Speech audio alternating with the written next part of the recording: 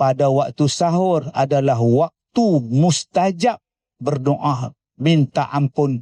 Allah sebut dalam Quran, wal mustaghfirina bil ashar, orang yang minta ampun pada waktu sahur. Jadi tuan-tuan, apa kata kalau selama ni ada yang bangun sahur pukul 12. Pukul 12 tengah malam bersahur dah pelita.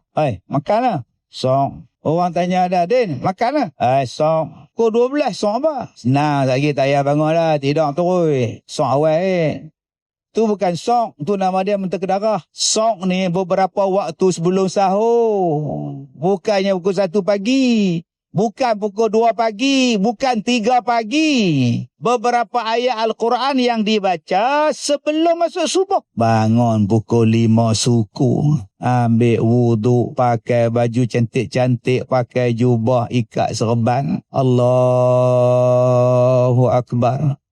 Mayang tahajud. Assalamualaikum warahmatullahi. Assalamualaikum warahmatullahi. Astaghfirullahalazim. Bangun balik. Allahu Akbar.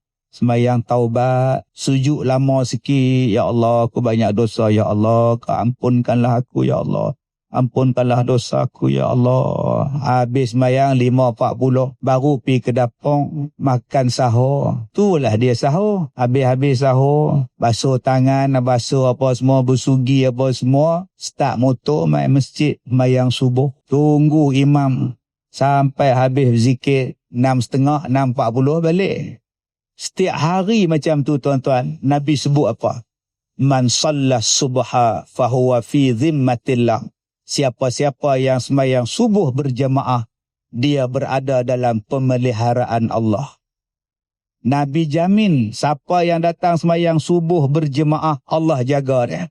Bila waktu nak start sembahyang subuh supaya berterusan kita buat sembahyang subuh pada bulan Ramadan.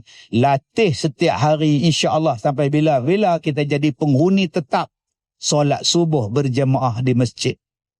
Akhirnya tuan-tuan, ibadat kita berkualiti, cantik, bersih, kemas, segak macam dunia kita sekarang. Dulu-dulu rumah kita buruk, tak kemas, tak segak, lah cantik.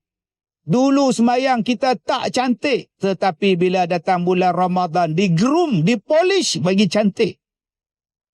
Keluar kita nanti pun cantik.